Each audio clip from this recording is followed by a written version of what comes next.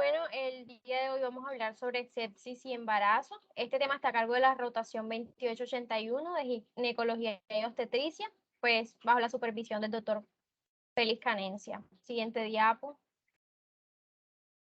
Ok, para iniciar vamos a definir la sepsis, viene del griego sepo. Este término significa putrefacción y pues conocemos como sepsis al síndrome causado por una respuesta que va a ser desproporcionada o inapropiada del organismo ante las infecciones. Entonces, este va a ser un proceso complejo que puede afectar a cualquier paciente, puede originarse en múltiples lugares y puede ser causado también por diferentes microorganismos y además pues puede presentar una multitud de síntomas y signos que ninguno va a ser específico de ella. Siguiente diapo. Bueno, como había mencionado anteriormente, la sepsis y el shock séptico van a ser un continuum de gravedad clínica y fisiopatológica, por eso es importante estudiarla. Y pues bueno, con el objetivo de estandarizar esta terminología y facilitar el diagnóstico, el tratamiento y la investigación, diferentes sociedades internacionales pues han establecido a través de 3 conferencias, la primera en el año 1991, la segunda en el 2001 y la tercera en el 2016. Entonces ellos establecieron una serie de definiciones y pues las 3 conferencias tuvieron como un concepto base o como un punto fijo el término infección, que nos va a hacer referencia a ese proceso que es causado por una invasión por parte de un microorganismo patógeno que va a ser, que pues va a ser potencialmente patógeno a un tejido, una cavidad corporal o un fluido que va a ser pues habitualmente estéril. Entonces, con la primera conferencia de 1991, pues se llegó a un consenso de que la sepsis es la infección con 2 o más signos de SIRS, se conoce como SIRS a esa respuesta inflamatoria sistémica que nos va a aparecer como una consecuencia a las diversas agresiones clínicas y pues se va a manifestar por 2 o más de las siguientes situaciones que voy a mencionar y que pues podemos ver ahí proyectadas. La primera, una temperatura mayor a 38 grados centígrados o menor a 36, una frecuencia cardíaca mayor a 90 latidos por minuto y una frecuencia respiratoria mayor a 20 y una presión parcial de dióxido de carbono menor a 32 milímetros de mercurio y pues leucocitos sanguíneos mayor a 12 o menor a 4 en sus formas pues inmaduras. Siguiente diapo.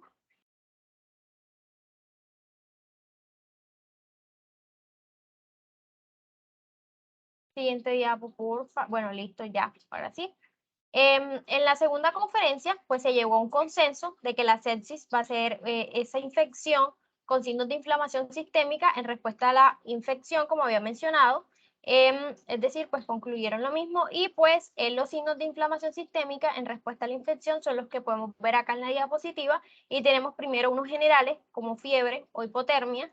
Tenemos una frecuencia cardíaca mayor a 90 latidos por minuto, taquipnea, una alteración del estado mental, un edema significativo o balance positivo. También vamos a tener los parámetros inflamatorios como leucocitosis, leucopenia. Vamos a tener también parámetros hemodinámicos como hipotensión. Vamos a tener una saturación venosa mixta mayor al 70%. Y pues vamos a tener también unos parámetros de difusión orgánica como hipoxemia, oliguria, hilio paralítico, trombocitopenia. También vamos a tener unos parámetros de perfusión tisular como hiperlactacidemia, la disminución del relleno capilar y el lívido reticularis. Entonces, pues a continuación les dejo con mi compañera. Bueno, ya para el año 2016 se hizo un nuevo consenso en donde se dijo que la sepsis no era como tal un proceso inflamatorio, no solamente eso, sino que además tenía una difusión orgánica y que se daba por una respuesta inadecuada del paciente frente a una infección y que esta difusión orgánica era potencialmente mortal. Para poder evaluar entonces la sepsis se dijo que se tenía que hacer por medio de la escala de SOFA, en donde si teníamos 2 puntos o más, ya decíamos que estamos frente a una difusión orgánica, por lo tanto decíamos que estábamos frente a una sepsis. Entonces, este SOFA evalúa 6 sistemas, que son el sistema respiratorio por medio del apafio, que el apafio es un índice en donde lo que vamos a evaluar es el intercambio gaseoso, a nivel alveolar. Y si tenemos un número menor de 400, que digamos que es lo normal, pues vamos a estar frente a una difusión orgánica. Entonces, mientras menor sea el número o el índice que obtengamos, pues es peor el pronóstico y se va a dar mucho más puntaje. La coagulopatía o la coagulación más bien se va a hablar por medio de las plaquetas. Si tenemos más de 150 plaquetas, es un paciente que no se encuentra en difusión orgánica y por lo tanto tiene 0 puntos, pero si ya están menos de eso, pues se empieza el puntaje como tal. Lo hepático lo vamos a hacer por medio de la bilirrubina en sangre, que tenemos que si está a menos de 1.2, pues está normal, no tenemos ninguna alteración a nivel hepático, pero que si está aumentado o presenta un paciente ictérico, pues ya podemos estar hablando de una difusión orgánica y que estamos presentando el paciente más bien una ictericia. Lo hemodinámico lo vamos a ver por medio de la presión arterial media, que tiene que ser mayor de 70, y por la utilización de catecolaminas. Entonces tenemos un paciente que tenga más de 70 en la presión arterial media o menos de 70. Y si tiene menos de 70, se está utilizando o no catecolaminas y qué cantidad de catecolaminas está utilizando. Y según esto, pues le damos los puntajes. De quinto tenemos el sistema neurológico, en donde lo evaluamos por la escala de Glasgow. 15 es lo normal, no hay ninguna disfunción, pero si tenemos alguna alteración de la conciencia o de motilidad, pues ya le damos dando menor puntaje en la escala y mayor puntaje en la escala de SOFA. Y en lo renal, pues vamos a hacerlo por medio de la creatinina, y a partir del tercer puntaje vamos a empezar a ver la diuresis, que debe estar menor de 500 o incluso menor de 200, que daríamos ya 4 puntos, que es lo mayor. Si tenemos 2 puntos o más, estamos frente a una difusión orgánica y estamos hablando de una sepsis. Ahora, ¿decimos sepsis grave o decimos shock séptico? Para el año 2001 y 1991 y hasta el año 2016 se decía que la sepsis grave era una sepsis que estaba asociada a difusión orgánica y que tenía presencia ya sea de hipoperfusión, que se podía ver por medio de acidosis láctica, de oliguria o de alteración del estado mental, o acompañado de una hipotensión. Y el shock séptico ya era una sepsis que tenía hipotensión a pesar de estar utilizando cristaloides y a pesar de estar utilizando fármacos inotrópicos o vasopresores. Pero para el año 2016, estas definiciones como que no es tanto como que cambiaron, sino que agregaron más cositas y dijeron que la sepsis grave ya era la disfunción orgánica como tal, o sea, ya teníamos el SOFA positivo, más de 2 puntos, y que esto era una sepsis grave, es decir, la presencia de difusión orgánica como tal, y que el shock séptico era esa sepsis grave acompañado de una hipotensión que requiere vasopresores y que además tengamos un lactato mayor de 2 miligramos por decilitro o miliesmol por litro, a pesar de que tengamos una adecuada reposición de volumen. Y ya esta, hasta el momento, es la definición que se está utilizando sobre sepsis grave y shock séptico.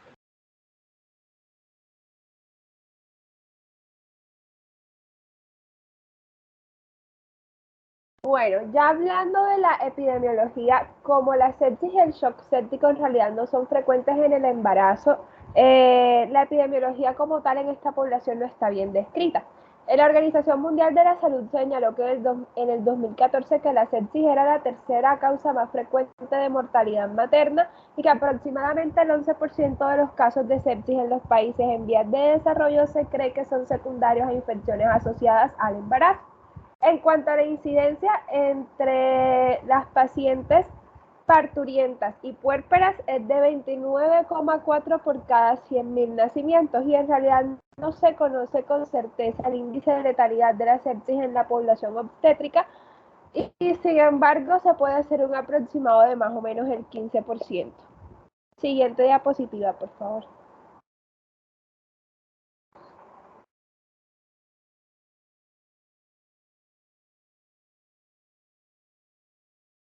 Bueno, entonces ahora hablando en cuanto a una pequeña clasificación, tenemos que la sepsis puede ser obstétrica o no obstétrica. Las causas de la sepsis obstétrica son la infección uterina como una corioamionitis si es antes del parto o una endomiometritis si es después del parto. Otra causa está el aborto séptico y también está la infección de la herida por cesárea o por episiotomía. Además de esto, la sepsis puede aparecer después de procedimientos invasivos, como es el caso de las mujeres a las que se les hace amniocentesis u obtención de muestras de las vellosidades coriónicas, cerclajes cervicales o también obtención de muestras percutáneas de la sangre del cordón umbilical. En cuanto a las causas para la sepsis no obstétrica, La mayoría se origina por infección del aparato urinario. Sin embargo, hay datos que demuestran que más o menos el 40% de los casos de la sepsis materna se deben a neumonía y en cambio un 9% en realidad son las que son de origen urinario. Siguiente diapositiva, por favor.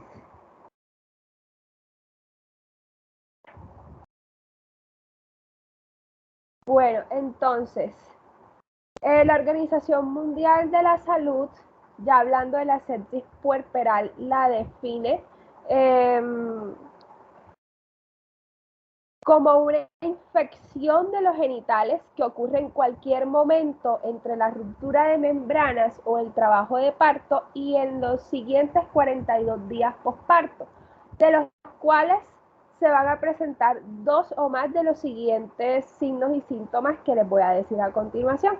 Que puede ser dolor pélvico, fiebre de 38.5 centígrados o más, flujo vaginal anormal y que además este flujo vaginal anormal tenga un olor anormal, podría ser fétido y un retraso en la tasa de reducción del tamaño del útero, que haya reducido menos de 2 centímetros al día durante los primeros 8 días. Siguiente diapositiva, por favor. Bueno, ya hablando de la etiología, yo les voy a hablar sobre las etiologías bacterianas. Los organismos bacterianos más comunes responsables de esta sepsis materna en realidad son el estreptococo del grupo B y la Escherichia coli. La sepsis también se puede dar por gram negativos y está mediada específicamente por endotoxinas. También se ha demostrado que puede ser provocada por estreptococos del grupo A. Y en realidad, cuando la paciente tiene, digamos que combinación de estreptococos del grupo A con Escherichia coli, se asocia a peores resultados. Y se aumenta la frecuencia de las muertes maternas por sepsis.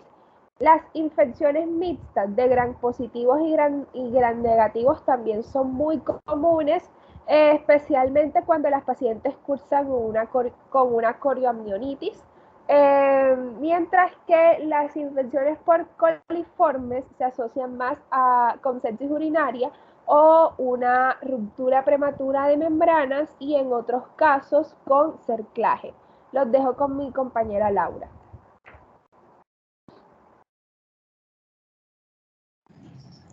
Pase la diapositiva.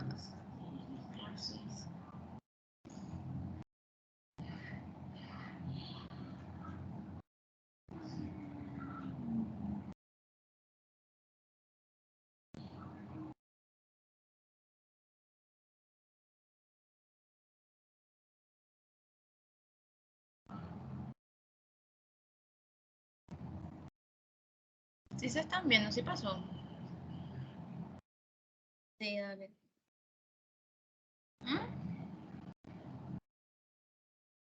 Sí, sí pasó.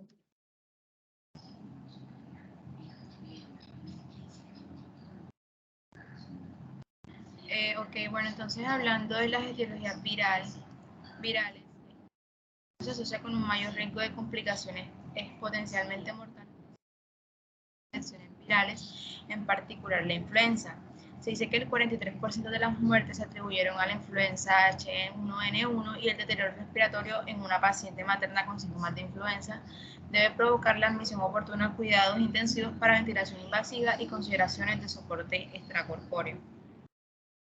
La pandemia del COVID-19 pues está en curso y los datos disponibles al momento pues no respaldarían que el embarazo sea un factor de riesgo importante para una enfermedad grave. Sin embargo, en comparación con las mujeres en edad reproductiva que no están embarazadas, parece haber un mayor riesgo de requerir ingresos en cuidados intensivos y ventilación invasiva. En cuanto a la etiología fúngica, la infección fúngica sistémica en el embarazo es rara, pero se debe considerar en el contexto una inmunosupresión coexistente, ya sea relacionada con fármacos o con alguna patología. Existe una preocupación relacionada pues, con el uso antifúngico en el embarazo con respecto a los efectos tóxicos tanto en la madre como en el feto.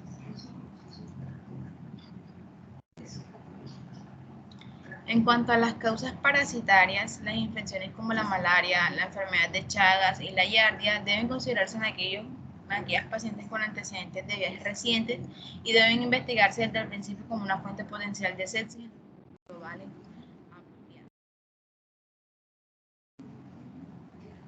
Bueno, entonces hablando un poco de la fisiopatología, para entender la fisiopatología de la sepsis debemos conocer que la respuesta a la infección pues, va a depender del patógeno y del hospedador.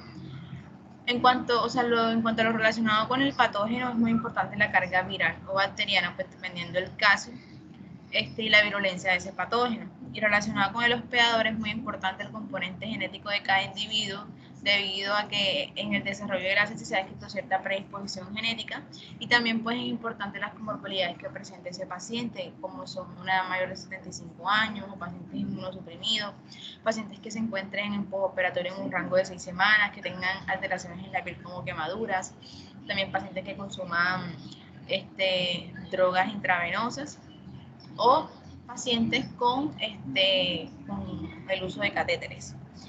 Pues las características del patógeno van a causar un daño directo sobre el organismo, mientras que el hospedador causa daño de forma indirecta. En condiciones normales, las características del hospedador van a producir una respuesta equilibrada y acorde a las características del patógeno. Pero cuando existen, digamos que factores genéticos o comorbilidades predisponentes, en conjunto con el daño directo que ejerce el patógeno, se va a producir una respuesta inflamatoria mal controlada que va a llevar al desarrollo de daño orgánico y en últimas al desarrollo.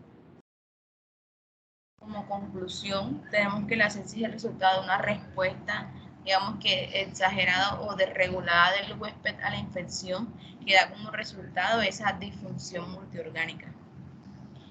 Y ahora los dejo con mi compañera Mafi.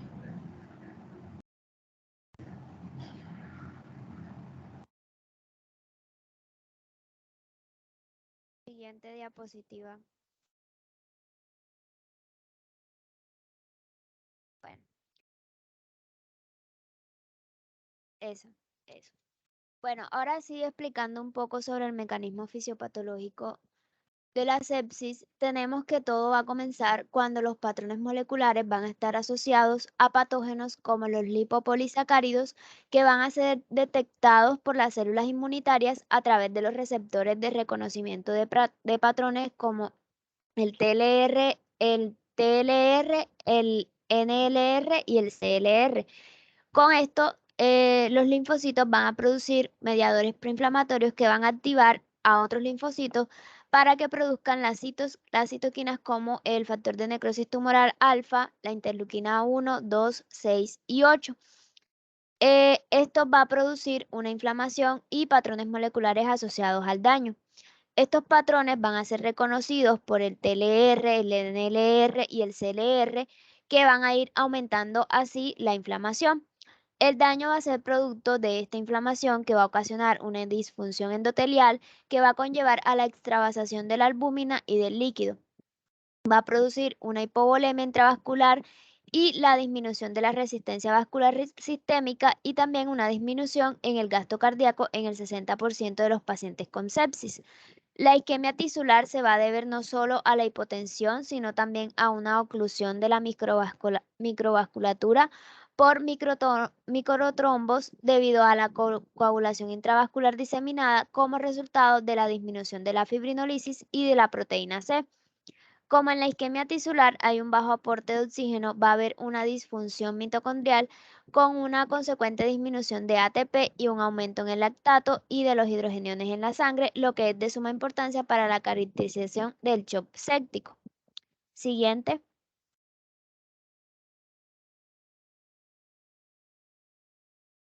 Bueno, en cuanto a los factores de riesgo, en las investigaciones confidenciales sobre muertes maternas, el estreptococo A o Streptococcus pyogenes fue una causa importante de mortalidad materna.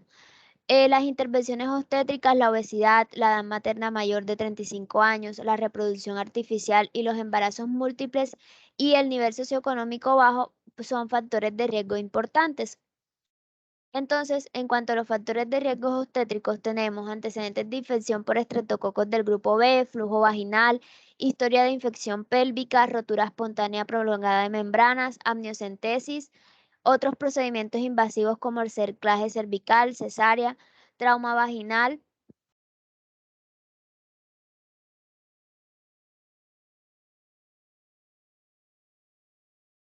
El trauma vaginal, el embarazo múltiple, la reproducción asistida y los factores de riesgo no obstétricos ya serían dolor de garganta reciente o infección de las vías respiratorias, anemia, obesidad, deterioro de la tolerancia a la glucosa y diabetes, deterioro en la inmunidad y la medicación inmunosupresora, condiciones médicas, la etnicidad, que sean de raza negra, edad materna mayor de 35 años y nivel socioeconómico bajo. Siguiente. Bueno, ya en cuanto a las manifestaciones clínicas, en cuanto a los síntomas, estos pueden ser muy sutiles, donde los cambios fisiológicos cardiorrespiratorios y el sistema inmunitario materno en el embarazo pueden mascarar el síntoma inicial. Los síntomas pueden ser similares a los de una gripe, un dolor, puede presentar dolor de garganta o síntomas del tracto respiratorio superior que podría indicar una infección por estreptococcus del grupo A.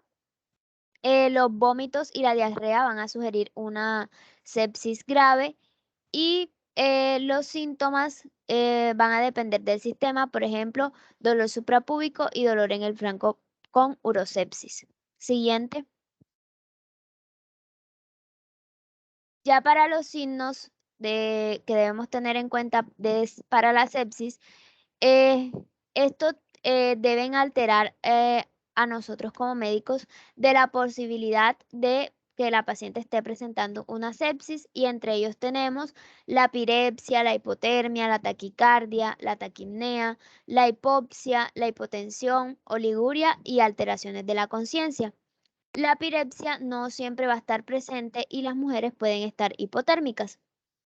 La sepsis puede conducir también al compromiso o muerte del feto y se puede presentar la triada de la muerte que pues significativamente hay un aumento en la mortalidad que es por taquipnea, confusión y hipotensión. Ahora los dejo con mi compañero Milton.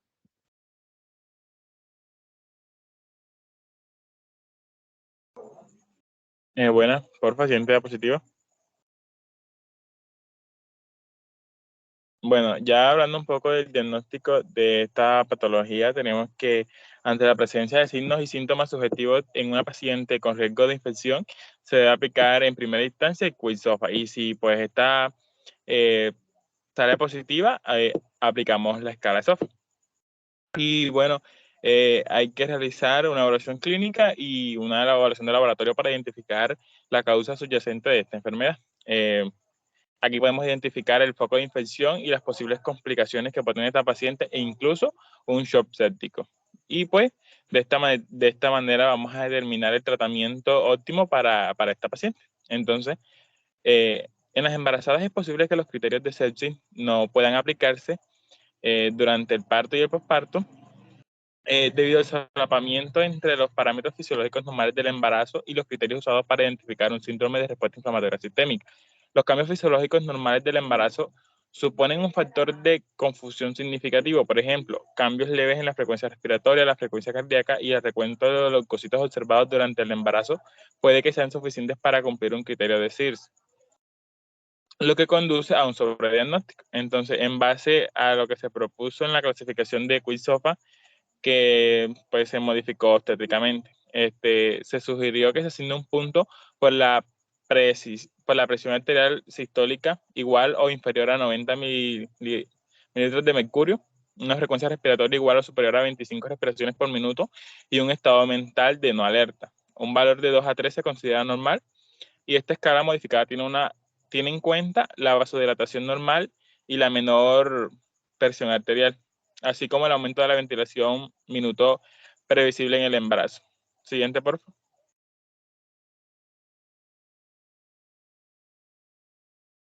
Pues en estas pacientes se deben tomar muestras de sangre para realizar cultivo, hemograma completo, boom, electrolitos, proteínas C reactivas, análisis de gases en sangre, dímero D, medición del lactato plasmático Y pues también es mandatorio hacer estudios de imágenes para buscar el origen de la infección, como la presencia de neumonías o abscesos que estén presentes en estas pacientes. Siguiente, por favor.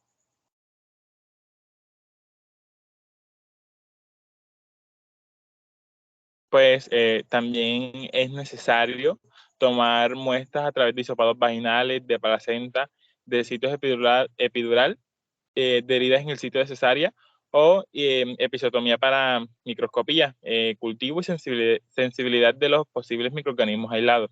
También se debe tomar una muestra que nos facilite la identificación del patógeno causal y de la cual es su foco de infección.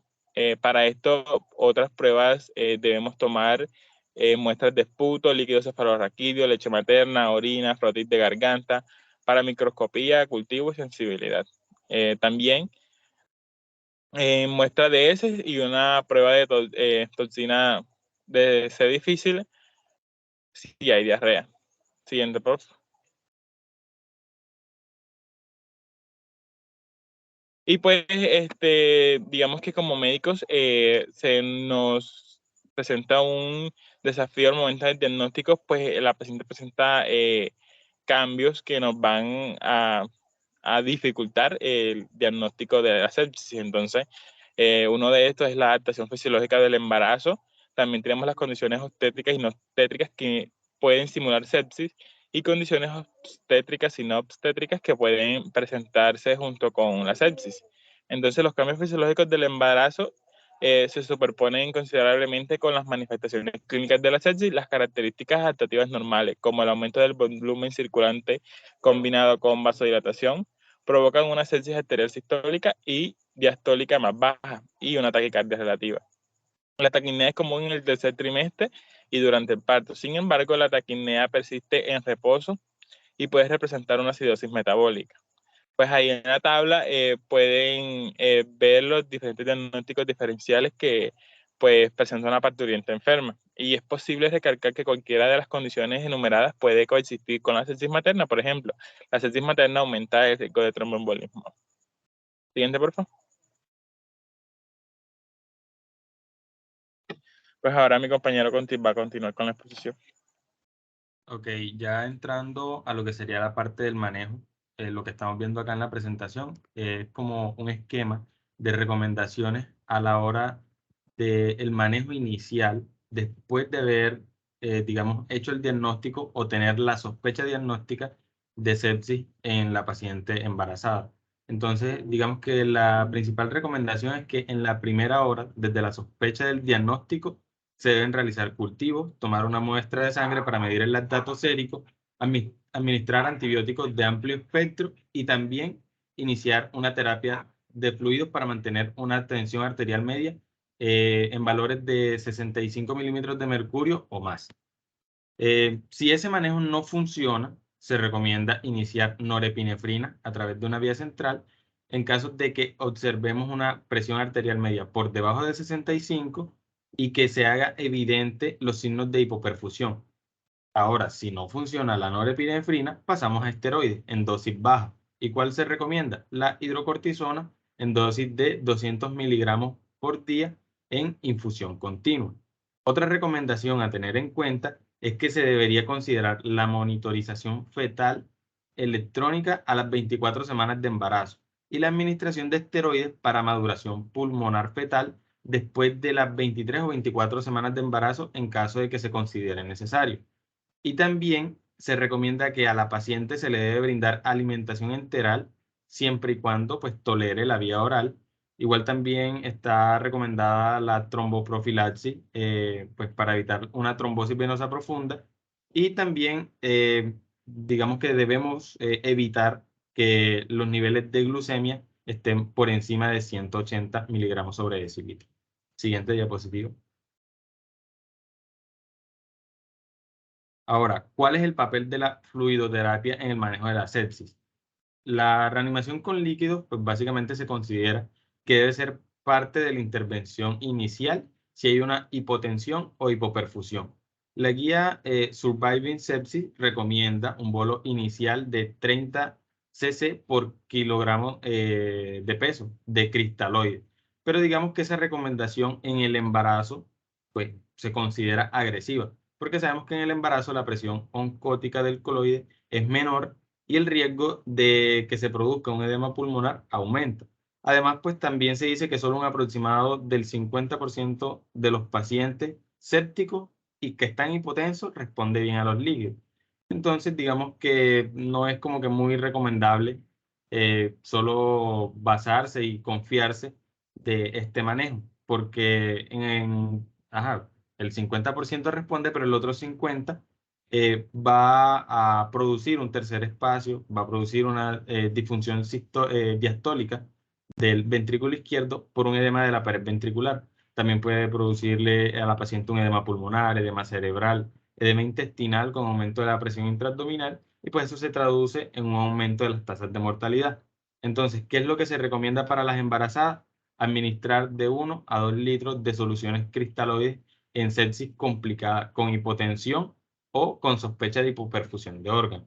Después de que demos esta terapia, digamos que debemos evaluar y pues para nosotros determinar si vamos a continuar o no con esta terapia y que, digamos que de qué manera lo evaluamos. Con las dinámicas de precarga, como la variación de la presión de pulso o la elevación pasiva de pierna. Pero digamos que en el tercer trimestre del embarazo, la elevación pasiva de piernas no es muy útil debido a la compresión uterina en la vena cava inferior. Entonces, como que no es muy recomendado en esa etapa de la gestación. Siguiente diapositiva. Entonces, ¿cuándo están indicados los vasopresores e inotrópicos en la sepsis? Básicamente se reserva para aquellos pacientes hipotensos que no respondieron a los líquidos o que no son candidatos a una reanimación adicional con líquidos. Por ejemplo, esos pacientes que ya nos presentan un edema pulmonar. Entonces, ¿para qué se usan los vasopresores que son los primeros, digamos, en la línea de tratamiento ya farmacológico como tal? Se usan con el fin de generar una contracción en la circulación sistémica que pues, se encuentra dilatada. ¿Para qué? Para, digamos que, mantener una perfusión adecuada. ¿Y qué medicamentos se usan? Las guías actuales pues, nos recomiendan la norepinefrina como primera línea, con el objetivo de mantener una tensión arterial media en rangos normales. Aunque también se dice que en las pacientes embarazadas se debe individualizar el análisis de esos valores de tensión arterial media. Y bueno, digamos que básicamente sería como que teniendo en cuenta la perfusión de los órganos. ¿Y por qué se elige la norepinefrina como primera línea de tratamiento? Porque se ha demostrado que no genera como que alteraciones a nivel fetal. ¿Qué otros vasopresores se conocen que pueden ser utilizados? Pues tendríamos la vasopresina, pero digamos que la información que tenemos acerca de esto y la interacción con el embarazo es un poco más limitada e incluso se han planteado hipótesis de una interacción de la vasopresina con los receptores de oxitocina. Entonces, como que basándonos en esa información, no es muy recomendable utilizarla y por eso la primera línea de tratamiento es la norepinefrina. Ahora, con los inotrópicos, digamos que el fármaco de elección es la dobutamina, pero solo se limita su uso para aquellas pacientes con una disfunción miocárdica o una hipoperfusión refractaria a la terapia con fluido o con vasopresor. Siguiente diapositiva. Bueno, ahora como que profundizando un poquito más acerca de los medicamentos y su mecanismo de acción, la norepinefrina, que es como que el protagonista en el manejo de la terapia inicial en los pacientes con shock séptico. Esta va a actuar sobre los receptores beta-1 adrenérgicos, estimulando el miocardio y aumentando el gasto cardíaco. Pero también se ha descrito que actúa sobre los receptores alfa-adrenérgicos para producir vasoconstricción de los vasos de resistencia y de capacitancia. Y por eso pues, se usa como primera línea de manejo farmacológico en el shock séptico para mejorar la perfusión en los pacientes. Siguiente diapositiva. Y los dejo con la compañera Milena que va a continuar con la presentación. Bueno, continuando con los medicamentos que utilizamos en sepsis, nos encontramos con la dobutamina, que es una amina simpático-mimética para administración intravenosa. Va a ser una mezcla racémica 50-50 de isómeros destro y levo. Tenemos que la forma destro tiene un potente efecto agonista beta 1 y beta 2 y es un agente bloqueante competitivo desde lo que son los receptores alfa 1. Y la forma levo es un agonista selectivo y potente de lo que son los receptores alfa. Tenemos que el efecto global de las dobutaminas se debe pues a la unión de ambos isómeros a los receptores adrenérgicos. Siguiente. Bueno, ¿cuáles son las metas de presión arterial media? Se recomienda un objetivo de presión arterial media de 65 milímetros de mercurio en personas que no están embarazadas. Sin embargo, lo que son las presiones arteriales más bajas pueden ser aceptables en el embarazo siempre que no haya signos de hipoperfusión, como es un estado mental alterado, una oliguria, un lactato sérico elevado, extremidades frías o evidencia de lo que es el compromiso fetal. Siguiente. ¿Cuándo se usan antibióticos? Bueno, se recomienda que los antibióticos empíricos de amplio espectro se administren lo antes posible, idealmente dentro de lo que es la primera hora luego de la sospecha diagnóstica, en cualquier mujer embarazada en quien se sospeche de sepsis. Tenemos que las elecciones empíricas de antibióticos estarán impulsadas por lo que es la fuente supuesta, los microorganismos probables y los patrones locales de resistencia a lo que son los antibióticos, pero siempre deben ser de amplio espectro. Tenemos que la cobertura inicial debe incluir bacterias gram positivas y gram negativas, tanto anaeróbicas como aeróbicas. Cuando se sospecha o es segura la sepsis, después de que se inician los antibióticos y se obtienen los cultivos, se debe comenzar una búsqueda de lo que es un foco de infección susceptible de control de la fuente. A menudo pues se van a requerir imágenes y si se identifica un foco específico se deben tomar las medidas adecuadas como lo es el legrado para los productos de la concepción retenidos o el drenaje pues de un acceso. Siguiente.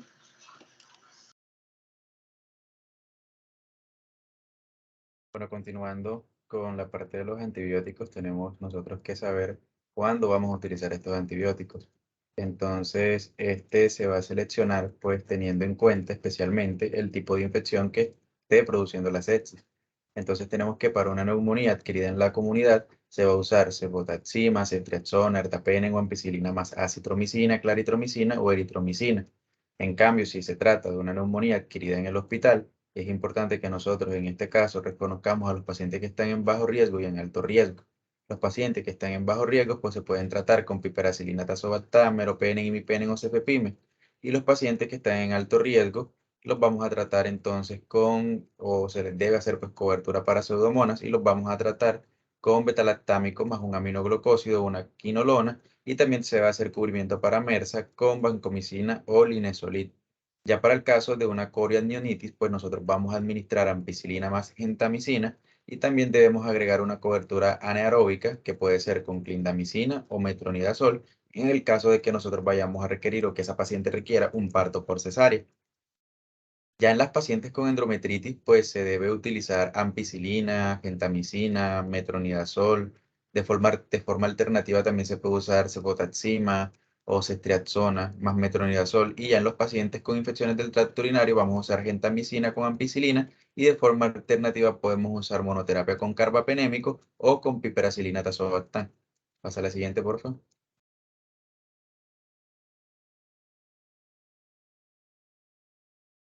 Listo, entonces, ya como pues hablamos de estos antibióticos, es importante que nosotros reconozcamos cuáles son los mecanismos de acción con los que ellos van a ayudarnos con ese control del foco infeccioso. Entonces, con respecto a los beta-lactámicos, tenemos que estos son bacteriolíticos, son antibióticos bacteriolíticos, y van a actuar inhibiendo la síntesis de la barrera de peptidoglucano de la pared celular de las bacterias sensibles. ¿Cómo hacen esto? Bueno, porque el núcleo beta-lactámico de la molécula se va a unir de forma irreversible a las proteínas PBP. Esa unión pues evita el paso final de la formación de la barrera de peptidoglucano, que es la transpeptidación, y así pues se interrumpe la síntesis de la pared llevando a la muerte del microorganismo sensible. Vamos a la siguiente.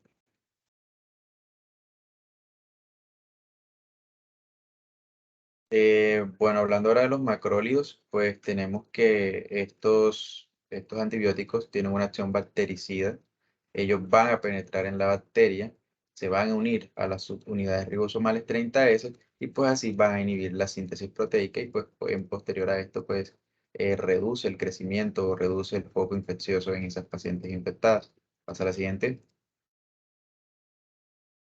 Y con los aminoglucósidos, pues tenemos que estos aminoglucósidos son de acción bactericida. Estos van a penetrar en la bacteria, se van a unir a las unidades ribosomales 30S y pues así van a inhibir la síntesis proteica también, al igual que como hablamos en los macrólidos, solo que acá se cambia la subunidad ribosomal a la cual este grupo de antibióticos va a actuar. Y entonces tenemos como ejemplo a la gentamicina. Acá pues sería el antibiótico que más representaría este tipo de aminoglucósidos para el caso pues de un foco infeccioso, como sería una infección urinaria, como les mencioné anteriormente en la tabla. Listo, pasa a la siguiente y aquí lo dejo con mi compañera. Ok, perfecto. Ya para terminar, vamos a hablar de la vancomicina. La vancomicina es un antibiótico perteneciente al grupo de los glicopéptidos. Es de carácter bactericida, es decir, que tiene la capacidad de, en palabras vulgares, asesinar a la bacteria.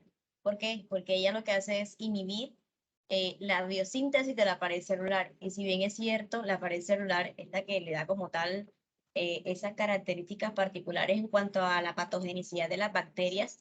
Y no solamente esto, sino que interfiere con la síntesis de ARN y esto hace que se dañe como tal pues el material genético de la bacteria e induzca su lisis. Básicamente, los bactericidas son medicamentos que van a inducir la muerte de las bacterias. Dentro de este grupo de los glucopéptidos, vamos a ver que el más representativo va a ser la vancomicina. La vancomicina pues tiene muchas presentaciones, sin embargo, en este caso, pues ya hablando de un shock séptico, de una sepsis, lo ideal es que se use en vía parenteral, como lo tenemos en esta presentación. Hablando ya del manejo, pues aquí viene la pregunta del millón, y es ¿cuándo está indicado el parto en gestantes con sepsis? Si bien es cierto, la sepsis por sí sola no es un criterio o no es una indicación inmediata de parto. Es decir, yo tengo una paciente con un shock séptico y pues yo no, o sea, si esa paciente tiene un shock, yo no tengo que indicar enseguida una cesárea, por ejemplo, de emergencia. Tengo que valorar la edad gestacional, tengo que valorar el estado clínico. Lo primero que yo tengo que hacer es una correcta reanimación, como ya vimos, y dependiendo de mi resultado en esa gestante y de cómo se haya ido abordando todo este tema de la sepsis, pues ya yo ahí remito y veo, considero si esta paciente, según su sintomatología, pues es candidata para un parto o no. ¿Qué pacientes sí son candidatas para un parto de emergencia? Aquellas pacientes que a pesar de ser tratadas y esto, o que ya cursan con una coriandriolitis en la sepsis, estas pacientes sí deben ser tratadas de inmediato con parto. Y como tal, no hay evidencia o no hay pruebas que a nosotros nos puedan decir, no, ¿qué sucede? Que parto, si tú lo haces, te mejora los resultados maternos. Realmente en la sepsis esto es muy controvertido y como lo acabo de decir, depende mucho del estado clínico de las pacientes. Entonces lo ideal es que nosotros a ellas les demos unas terapias de apoyo hemodinámico que traiga consigo más beneficio materno y por supuesto una correcta terapia antimicrobiana respectiva al germen que detectamos y por supuesto controlar adecuadamente esa infección y así revalorar la necesidad de un parto de emergencia. Y bueno, en cuanto a las consideraciones fetales, es muy cierto de que los resultados adversos de la sepsis materna para el recién nacido, pues más comúnmente van a incluir el parto prematuro, la sepsis neonatal, y van a tener un mayor riesgo de mortalidad fetal. Vamos a ver que la sepsis materna puede afectar al feto a través del efecto directo de la sepsis. Es decir, la sepsis como tal es un factor de riesgo para la presentación de infecciones en el líquido amniótico como la coriandriolitis. Si bien es cierto, la coriandriolitis por sí sola es un riesgo muy alto para el neonato y para la madre. Es por eso que a estas pacientes se les recomienda interrumpir, se les recomienda desembarazar. Y vamos a ver que el compromiso cardiorrespiratorio materno y el impacto del tratamiento de la sepsis tienen una correlación muy amplia. Y es que en aquellas pacientes que tienen un compromiso cardiorrespiratorio mucho mayor o más severo, el tratamiento de la sepsis es un poco más complicado y más demorado, por decirlo así. Muchísimas gracias. Esta es la bibliografía que utilizamos. Espero que hayan entendido la presentación.